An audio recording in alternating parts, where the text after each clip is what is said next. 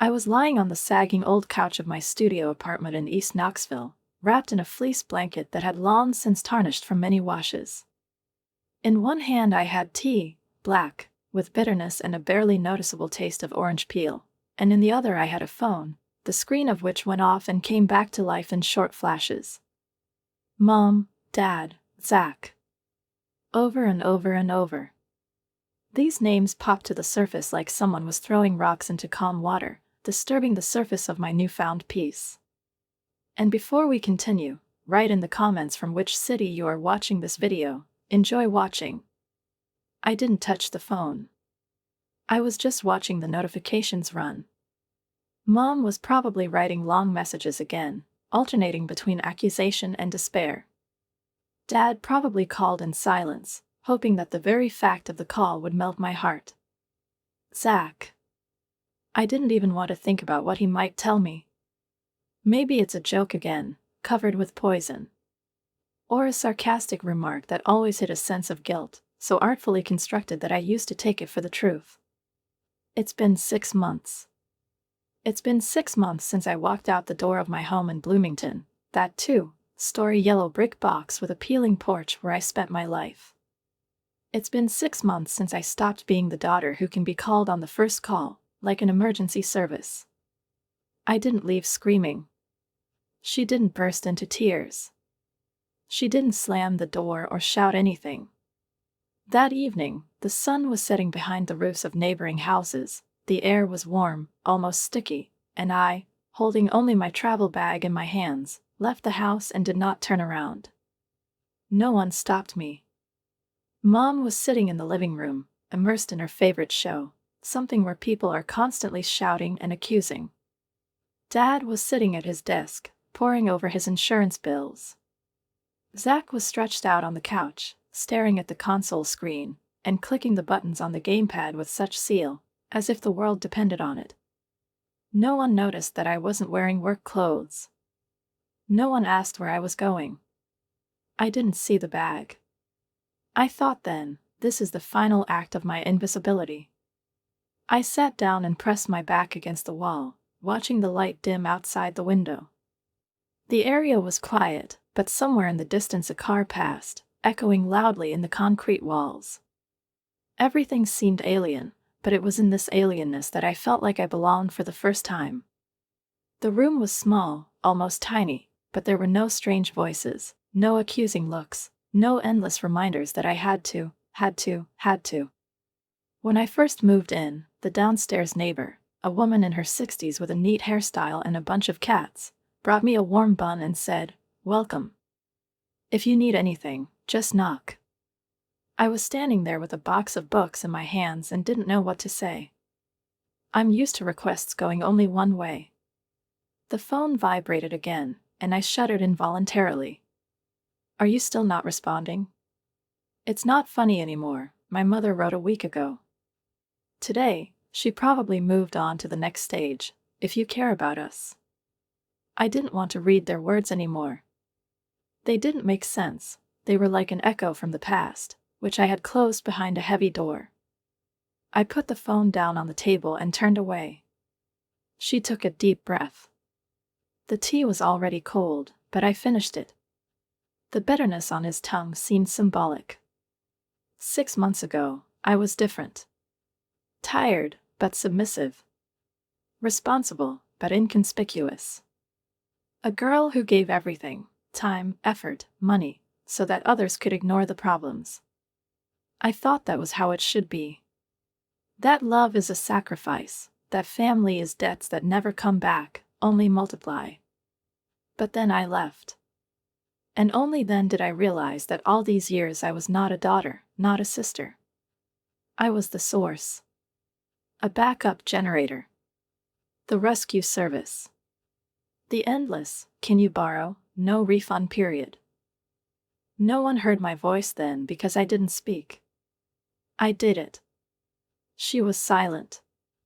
I accepted as the norm that the needs of others were more important than mine. That my silence is proof of power. But in reality it was chains. I closed my eyes and listened to the sounds of the apartment. Somewhere behind the wall, the neighbor's cat touched something glass. There was a slight clink. Someone was passing by on the street and talking on the phone. The voice was muffled and distant. And yet it was a voice that didn't touch me. No one asked for it. No one was waiting. No one accused. And there was peace in it. In this silence, in these concrete walls, in these old floors that creaked under my footsteps, here I finally stopped being a function. And she became herself. My name is Amber James. I'm 28. And I'm not coming back anymore.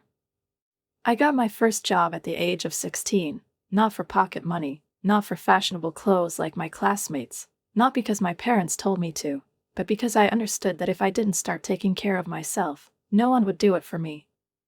It was summer, humid and hot, when the asphalt melts under the soles and the air hangs like a heavy blanket, but I still got up at 6 in the morning to be on shift at 7 in a small family bakery on the corner of 7th Street. She smelled of vanilla, cinnamon, and something flowery and sickly sweet that made her dizzy at first. My uniform, a short, sleeved shirt and a blue and white striped apron, hung behind the back door, and every day I pulled it on like a second skin. I mopped floors, wiped glass cases, served coffee, and sometimes endured the grumbling of customers who couldn't forgive the croissants for not being fresh enough. But I didn't say anything. She was always silent. She wiped the flour from her cheeks, as if she were wiping away fatigue. Because I knew that after this shift, I would have to get on a bike and drive 6 blocks back home, without a car, without waiting for someone to pick me up. It's easy to drive, even in the rain, even at night. Because there's no other way. I collected every paycheck, every coin. I kept it in an envelope sealed with duct tape, with the inscription on the laptop. An old HP, not new, not fast, but enough to write essays, make presentations, and cope with studies. Because without him, everything would be much more difficult. I didn't ask my parents, I didn't even hope. Money was an eternal theme in the family, eternal debts, eternal complaints. I didn't want to be an additional problem. I just wanted to survive. Sometimes I watched my classmates being driven to lessons by their parents. They got out of the cars, shiny, neat, with cups of coffee in their hands and well-groomed hairstyles. And I came in with my sneakers stained, my hair pulled back in a hurry, and a face that looked like I didn't get enough sleep. The lessons were my only island of stability. I held on to them like a lifeline. But even there, I remained in the shadows. I was a girl who did everything on time, always knew the answers, and never argued. My teachers loved me, but they rarely remembered me. I didn't shine. I worked. When I finally bought my laptop, I wanted to scream. I brought him home in a box, carefully put him on the bed and sat next to him, as if I were looking at a newborn. It was a victory. My own, honest, earned by sweat and pain in my legs. Mom looked into the room briefly, nodded. "Oh, you bought it, okay. I hope it's not too expensive." And then she left without even waiting for my reply. I wasn't expecting a standing ovation, but it still felt empty inside. It's only been 2 weeks, and I heard my mom talking on the phone with one of her sisters. Zach urgently needs a new laptop for his portfolio. The old one doesn't pull anymore, but he's so capable, you can't stop him from developing. I was standing in the hallway listening, clenching my fists. 3 days later, a shiny MacBook appeared in the kitchen. "We took out a loan," Mom said, "but it's worth it. He's an artist. He needs to." Zach didn't say anything, just nodded, as if he was getting what he deserved. He wasn't looking at me. And I didn't say a word. Because I knew it was a privilege to be needed in this family. Being responsible is the norm. Zach was 4 years older than me, but it often felt like I was the eldest. I cleaned up after him when he was having parties and didn't have time to clean up. I covered for him in front of his parents when he skipped college. I did his homework for him in high school when he was talking. "You can handle it, right?" He was called a creative person. His mistakes were a challenge, his laziness a temporary weakness. And my achievements are just self-evident. "You've always been reliable," Mom said when I helped pay the electricity bill, because Dad had forgotten. "You've always been able to handle it," she added when I brought home groceries for the whole week. But no one asked me how I was. No one noticed that sometimes I came home and just lay down on the floor because I didn't have the strength to get up on the bed. No one asked why my hair was falling out or why I was increasingly silent at lunch. I've learned to be a shadow. Don't ask questions. Don't demand attention. I was doing everything right. And I didn't get anything in return, except new tasks. Correct behavior is not rewarded. It's just expected. Like breathing. Like water from a faucet. Like the light in the house. It's only when it disappears that someone notices it's missing. But then it's too late. I've never screamed. I've never demanded justice. I was just moving on. She was working. Studied. She seemed to be on autopilot. Because I believed that if I was a good daughter, a good sister, a good person, would be noticed someday. But as the years passed, I still remained invisible. Until the day I decided I couldn't live like this anymore. But this is a completely different chapter. When I got my degree, I had not only a piece of paper in my hand confirming my graduation, but also the weight of the years I had lived in the shadows. I got a scholarship to the University of Tennessee, not because I was lucky, but because I spent every night with my textbooks while others were having fun. I didn't allow myself to fail. I didn't allow myself to be weak. At graduation, my mother hugged me the way one hugs a well-trained horse after a race, restrained, approving, but without enthusiasm. Dad shook hands and said, "We're proud." At the same time, his eyes were looking somewhere to the side, at the hall filled with other people's successes. I moved to Chattanooga right after graduation. I found a job in a reputable financial company, not top level, but with prospects. A tiny apartment in a brick building near the center, the windows overlooked the parking lot, which in the evenings was flooded with the neon light of a nearby grocery store sign. I was 24, and I felt like an adult. Not because I had a schedule and an office, but because it was the first time I lived alone. And she could breathe without looking at the footsteps in the hallway or the voice outside the door demanding something. But my phone didn't know that I had moved out. It continued to ring and vibrate with the same insistence. We have something with the roof here. My father said it needs to be fixed urgently before the rains start. Could you put some money on the insurance? We don't have enough." Zach signed up for a design course. This is his chance. He's trying very hard. We would like to support him. The lights were turned off. Dad forgot to pay. Can you translate it like last time? Each message began as a request, but ended as a duty. I paid. Transfer after transfer, check after check.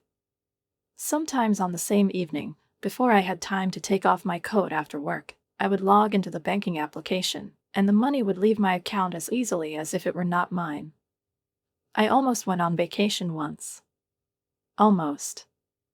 I chose a place, saved money, even found an old travel bag and took out a swimsuit that I hadn't worn since prom. But 2 days before the flight, Mom called.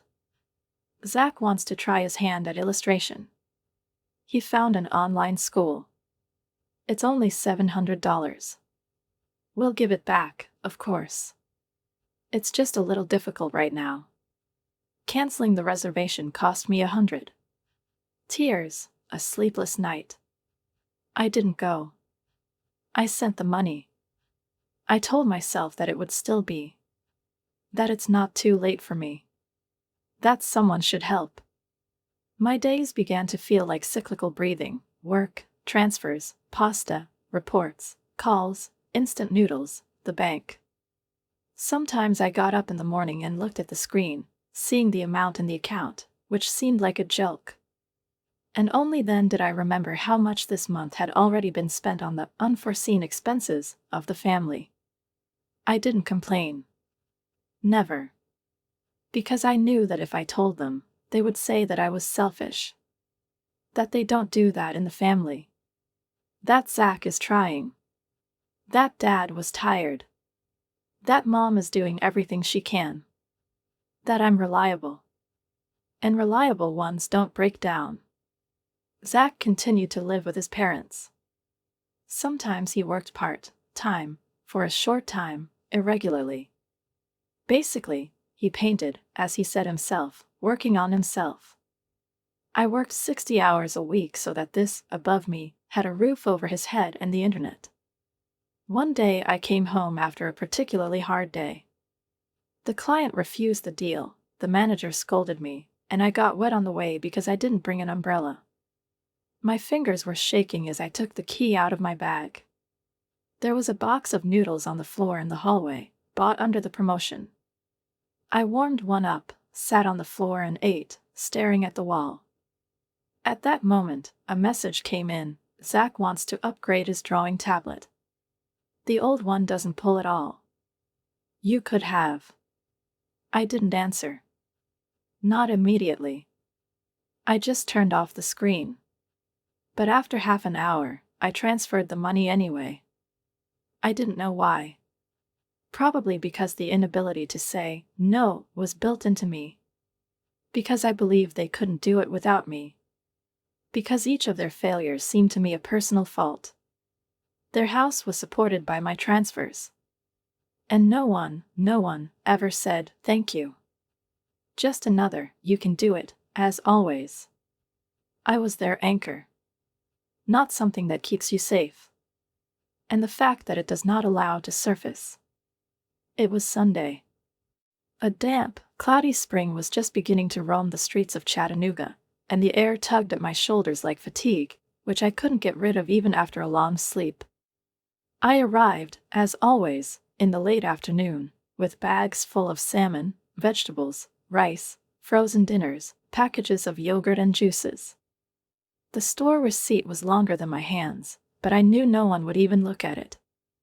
I no longer felt relief when I opened the door of my parents' house, just a sluggish but persistent irritation. It even smelled different here, a mixture of rancid fat, forgotten garbage, and something disturbingly familiar, the smell of someone else's indifference, in which you grew up. Mom was sitting at the kitchen table in an old bathrobe. Her arms were crossed over her chest, her face was tense, her eyes were cold. She didn't get up, didn't say hello, didn't even reach out to help. She just looked at me as if I hadn't brought the food, but the bill for it. "We need to talk," she said as soon as I put the bags on the table. "Can I at least take off my shoes first?" I said wearily, but I knew they wouldn't give me time even for that. "We've already discussed," she continued, her voice getting louder, "you're not translating enough. We don't have enough. We have a struggle every month." I slowly straightened up, my wet hair sticking to my cheek. I could feel the tension building up, a thick, viscous lump rising in my throat, making it impossible to speak or swallow. I shifted my gaze to where Zach was lying on the couch, legs spread out on the table. He was holding a joystick in his hands, and his eyes were on the TV screen, but there was a lazy, ironic grin on his face. "It doesn't look like you're missing anything," I said, and my voice sounded firmer than I expected. Zach just shrugged his shoulders. "What's wrong with sharing a little?" "Share?" I stepped closer. "You share when you give, not when you just take everything. Have you ever brought anything into this house besides dirty plates and promises?" Mom jumped up. "That's enough, Amber. Don't you dare talk to your brother like that. How are you? Is he trying? Is he going through a difficult period? Is he just looking for himself?" Zach is 32. He found himself on this couch. "You're being unfair," my father intervened, coming out of the living room with a newspaper in his hand. "We're not asking for the impossible. It's just that you live alone, you have a stable job. And we were barely holding on. I couldn't feel my feet under me anymore. My whole body was buzzing with fatigue and anger. I looked at them, the three people I'd been dragging for years. They were like a boat with a broken bottom, into which I continuously poured water, hoping that it would suddenly stop sinking. I'd been paying for the mortgage for 2 years, I began quietly. For your medicines, for the roof, for electricity, for courses, for the internet, for food. I gave up my own apartment, my vacation, my life. And you didn't even say thank you. Everything is not enough for you. Mom pressed her lips together. If it's hard for you, she said, as if breathing out each letter through her teeth, leave. And don't come back. The silence fell like a thud. The air became viscous. Even the refrigerator seemed to have stopped making noise. I looked at her, at the woman who had once sung lullabies to me, and felt nothing but icy peace. No pain, no fear. Just clarity. Okay, I said. If that's the case, then I can hear you. Clearly. I turned around, picked up my bag from the floor and headed for the exit. No one followed me. No one called out. Just Zach's voice, lazy and almost mocking. Just don't make a big deal out of it. I didn't turn around. I just opened the door and stepped out into the evening. The rain was fine and cold, it soaked into my clothes immediately, my hair stuck to my face, and my shoes squelched on the asphalt. I walked along the wet sidewalk, not feeling the weight of the bag, not noticing the passing cars. His back was straight, and his breathing was even. I wasn't coming from them. I was on my way to my room. My apartment in Knoxville was no bigger than a hotel room, with a chipped windowsill, a creaking wooden floor, and a tiny kitchen where the stove breathed as if it were tired of life itself. But for me, she was much more than that. In the morning, a soft, honey-colored light penetrated through the blinds, and in the evening I could lie on the couch, wrapped in my old fleece blanket, and listen to the thud of the rain on the roof. No voices behind the wall. No complaints, no dramas. Just silence. I woke up without anxiety, as if my dreams no longer belonged to someone else. I no longer woke up at 4 a.m. from the sound of the phone, not because it wasn't there, but because it was no longer tied to requests that devalued my life. I had oatmeal for breakfast and drank coffee by the window, and for the first time in years I didn't feel guilty for spending the morning just on myself. My banking app became a place where I could go without the aching feeling in my chest. The numbers are no longer dumb reproaches. I began to add up my savings, little by little, like drops in a jug, surprised to find that I had something to add up. I bought myself a new pair of shoes, not out of need, but because I liked them. I signed up for an online course in financial analytics, not for anyone, but for myself. It was the little things, but in those little things I was putting myself back together. But all the good things in my life always had a taste of hindsight. A few weeks after I finally left, my phone started flashing again. At first, these were messages that looked like a fishing rod. How are you? We miss you. Then, more alarmingly, Dad got a letter from the bank. It seems like something serious. And then the accusing, are you really going to leave us? I looked at the screen, and my heart began to beat a dull rhythm. My mother wrote with a gentle reproach that was cold, we don't understand how you could leave like that. We are a family. Zach left voice messages, you act like no one has ever helped you. Are we strangers to you now? I listened to them in silence, clenching my teeth. And she didn't answer. I was sitting in my kitchen, on an old stool with peeling paint, and looking out the window. Behind the glass, raindrops slowly rolled down, as if nature itself shared my inner silence. There was no reproach in those drops. There were no expectations. They just were. Sometimes I was overcome by a feeling of guilt, not bright, not loud, but quiet, like an autumn mist. It crept up on me at night, when I was lying in the dark and could only hear my own breathing. I thought, What if they really can't handle it? What if I betrayed them by rejecting them? But then I remembered standing on the porch of my parents' house, covered in rainwater, with a bag full of food, and hearing from my mother, "If it's hard for you, leave. And don't come back." I didn't come back. I knew that if I answered, everything would start all over again. Accusations, requests, complaints, manipulations. They knew my weaknesses. They knew how to push. I was their financial support, their habit. I wasn't Amber to them, I was the solution. As long as I was around, they didn't change. Because I compensated for everything. Their mistakes. Their forgetfulness. Their unwillingness to grow up.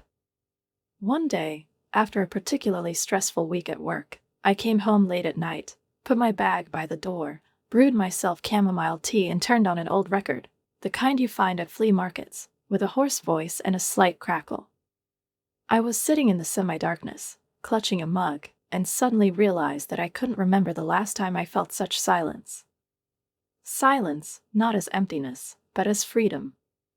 And in this silence, my truth. When you've been used to being useful, needed, and comfortable all your life, silence scares you at first. It seems that if no one demands your attention, then you are no longer worth anything. But that's a lie. My value wasn't measured by the number of transfers or the number of other people's problems solved. I was worth just being. Without conditions. No deals. Mom wrote, "You're heartless." Zach said, "You're being selfish." Dad called, but then he stopped. And I was just living. I made coffee this morning. I worked during the day. I read it in the evening. On weekends, I walked around Piedmont Park, listening to the trees rustle and children laugh against the blue sky. The phone was in my bag, disconnected, as the symbol of the old life, to which I no longer belonged. I was no longer their ATM. I was just me. And for the first time in a long time, it was enough.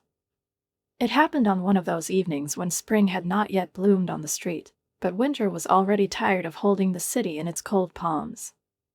I returned home late, tired, with a heavy head and aching fingers. The working day was exhausting, and the evening was full of a strange restlessness, as if something invisible was in the air, ready to break through the silence. I made tea, strong and spicy, with cinnamon, and sat on the edge of the couch when the phone lit up again. The name on the screen is Father. The message was short. "Diana, everything is bad with the bank.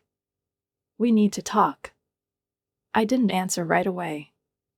I just put my phone down next to me and stared out the window. It was drizzling outside, thin, almost invisible, but annoying. Drops were running down the glass, and without taking my eyes off it, I suddenly thought, what if I check? It wasn't because I didn't believe, but because I couldn't help but know more. I took out my laptop, sat down at the table, turned on the lamp. The light was warm, but my hands were still cold. I opened the same account that I had been transferring money to for almost 2 years, an account in my father's name, from which, as I was always told, the mortgage was paid directly. I haven't looked there before. I just translated and believed. Because it was a family. Because it was their home. Because I am Amber, and I always help. The transaction history was loading slowly. I watched as lines with my translations, numbers, and dates appeared on the screen. It all fit. Everything was accurate. My money went there like clockwork. Up to a certain point. The last mortgage payment from this account was made 8 months ago. I kept looking at the screen, as if he could tell me what was going on. I scrolled further and saw that the money I sent over the next 3 months was still in the account. Or they were spent, but not on the house. Her heart was pounding slowly, as if each beat rose from somewhere deep in her stomach. I checked again. The same data. The same dates. The last payment was 8 months ago. And I stopped helping 5 months ago. 3 months of money sent nowhere. I opened my personal banking application. And yes, it all fit. The amounts were significant. Over the months, I've given up on new glasses, a trip to my friend's birthday, and a new coat. All for them. For the sake of the roof that was supposed to hold. For the sake of the house I grew up in. For the sake of the words I've heard in every one of their messages, we can't do this without you. But what if they didn't even try? I didn't call. Not yet. I wanted to know more. I had to be sure. The next morning, I called the bank, the one where my father had a mortgage account. She introduced herself as an employee of the family who helps run the business. The voice on the other end was polite, calm. I explained the situation. She said that her parents might not be able to cope and wouldn't tell her everything. After a couple of minutes of waiting, the operator returned. He said that there had not been a single full payment since the beginning of the year.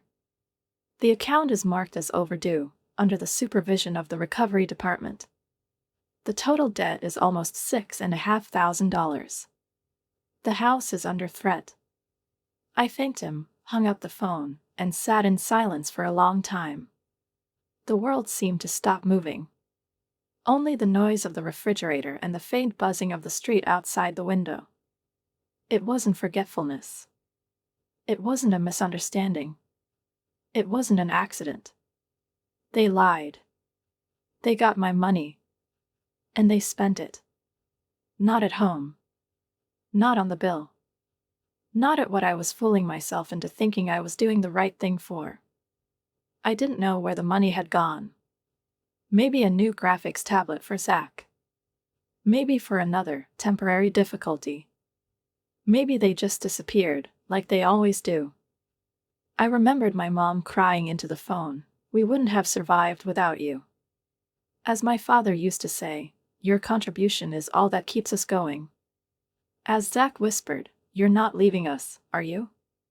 But they left me first. At the moment when they decided that the truth is an optional part of communication. I didn't cry. I sat and stared at the screen. There was no rage inside. There was something else, dense, cold, heavy, like a wall behind which the last hope is dying. I was no longer a daughter who could be accused of being heartless. I was a woman who was deceived by those she was saving. And I didn't want to save anymore. I dialed my father's number the same evening when I returned from work without taking off my coat. It was drizzling outside, and the air was saturated with wet asphalt, heavy and viscous. I stood in the middle of the kitchen, next to an unopened grocery bag, and stared out the window as the beeps rolled down the line one by one. He didn't answer right away, but I knew he'd pick up the phone. They always take it when they feel that a lifeline may come to the surface again. "Diana." His voice was quieter than usual, almost exhaling. "I think you already know." "I know," I replied evenly. "I've checked everything. Account. Payments. The last one was 8 months ago. And I transferred the money for 3 months after that. Where are they?" The pause was as thick as fog. Then a short breath. This is not entirely true. We tried. We just started having difficulties. Zach, him. I lost my part-time job, and Mom got sick, you know how it is."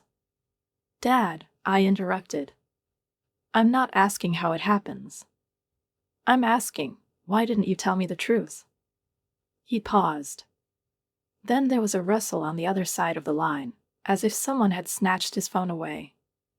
"Don't you dare talk to him like that." Mom's voice cut through the air like a knife. "You have no idea what we've been through. We're going out of our way, and you're abandoning us like we're strangers." "I didn't quit," I said. "I helped when no one else could. And all I got in return was a lie." "A lie? What is it?" she exclaimed. "You're lying now. You're acting like we're your enemies." "We are your family, Amber." It's because you're my family that I kept helping, I whispered, feeling my voice grow stronger. Even when I was in pain, even when I was giving up everything I wanted. Even when I was left with $20 until my next paycheck. And you? You spent my money and didn't even bother to explain where it was going. There was another rustle. Zach's voice came on the line, lazy and mocking, as if he were still lying on his couch with a joystick in his hands. Are you seriously blowing all this up now? All you needed was a little help. You don't suffer, you have a good job, you live alone. What, are you sorry? I gritted my teeth. Sorry? My voice turned icy. You, a grown man, are sitting at home and dare to ask if I'm sorry? I paid for your courses, for food, for the internet, for a roof over your head. And you didn't even know how much electricity costs. Help is when it is mutual. This is when there is respect. And you took my efforts for granted. As normal. Stop acting like a martyr, he snapped. You're just angry that you don't need anyone else. I'm angry because I realized that you weren't interested in me, but in what I could give you, I said with such clarity, as if these words had pulled an iron plate out of my chest. And as soon as I stopped, you called me a traitor. Mom intervened again, her voice trembling, now with a hint of tearfulness. We didn't know how to tell you. We thought you'd figure it out for yourself. We didn't want to lose you. You lost me when you decided that I was your ATM and not your daughter, I said softly. I don't have to ruin my life so that you cannot change yours. Silence. It was heavier than a scream. We're in a desperate situation, his father's voice rang out again, muffled and exhausted. We screwed up. But you're all we have. We need you. We'll pay, I swear. Just help me again. I felt that same tiredness rising in me, which lives deep under my ribs, like a shadow from which there is no hiding. How many times have you promised this? How many times have I believed, hoped? You say you need me. But you don't need me as a person, you need me as a solution. As a response to all your failures. Don't say that, Mom whispered. Please. Does it hurt? Does it hurt? I smiled bleakly. Have you ever thought about how much it hurt me? When I came home, tired to the point of trembling, and found a letter in the mail asking me to pay for one thing or another? When I was sitting alone in the dark and couldn't even afford a trip to the seaside because Zach needs a tablet? Zach sighed, annoyed. You're just taking revenge. No, I said calmly. I just don't save anymore. They were silent. There was a wall on the other side. But on my part, there is a clear understanding that there is nothing more to say. I'm not evil. I'm not cruel. I'm surviving. And I'm not going to apologize for that. I hung up the phone. Without tears. Without trembling. Without a dramatic pause. And there was no emptiness in the silence that came immediately after. There was no anger. Just peace. Honest. Real.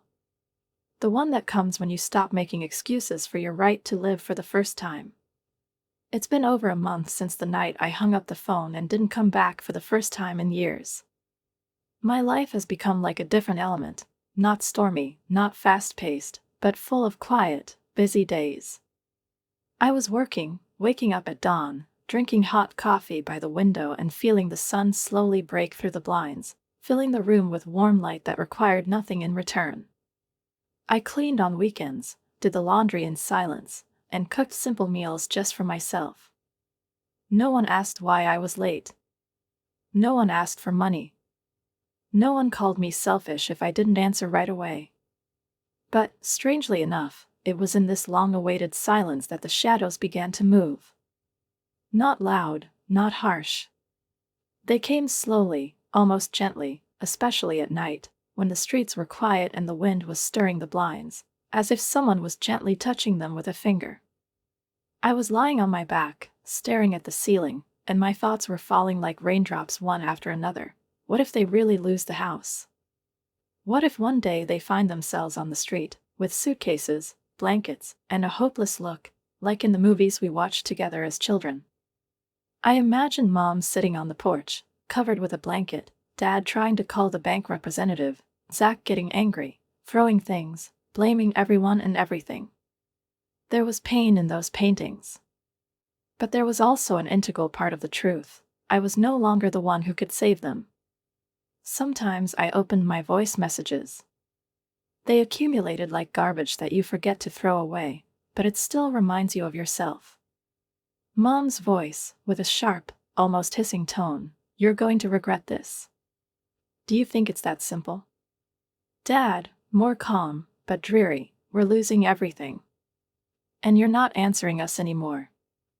Zach, dryly, irritably, "You're just proud. And this pride destroys the family." I listened to them, and a familiar heaviness rose in my chest. It was as if someone was pressing invisibly on my shoulders, reminding me of who I was. But I wasn't her anymore. Instead of answering, I went to the kitchen, boiled water, poured tea into a cup and sat at the table by the window. The silence was no longer frightening. She was becoming an ally. I remembered everything. The years when I worked nights to pay their bills. Evenings when I was leading projects and at the same time corresponded with my mother, sending another translation. I remembered canceling a trip to the seaside because Zach had been accepted for some courses and he couldn't pay for them himself. I remembered how I refused to rent a cozy apartment with a balcony because my parents couldn't make the mortgage payment. I never expected gratitude. But when I stopped giving, they made me guilty. I'm not a bad person. I'm just a man who's tired. I'm tired of being an anchor that is pulled but never thanked. Tired of being a silent solution that is always available.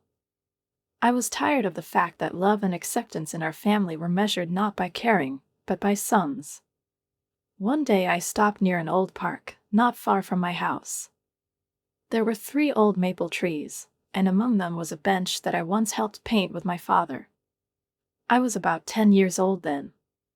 He gave me a brush, said, "You're diligent. You'll make a lot of sense." It was probably one of the few confessions I could remember. Then it was warm. Now it's better. I no longer solve their problems. I'm not saving anymore. I choose myself. And if the price for this is silence, if no one calls me back, if I no longer receive requests and accusations, if I am left alone, then so be it. I'm not alone because I chose myself.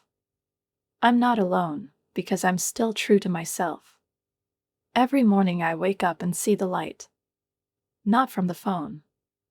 Not from the alarm screen. And from the window, from the street, from himself. And I know that I will no longer give myself to those who do not know how to appreciate. I'm not giving up on my family. I refuse the pain. I'm not asking for forgiveness. I'm breathing.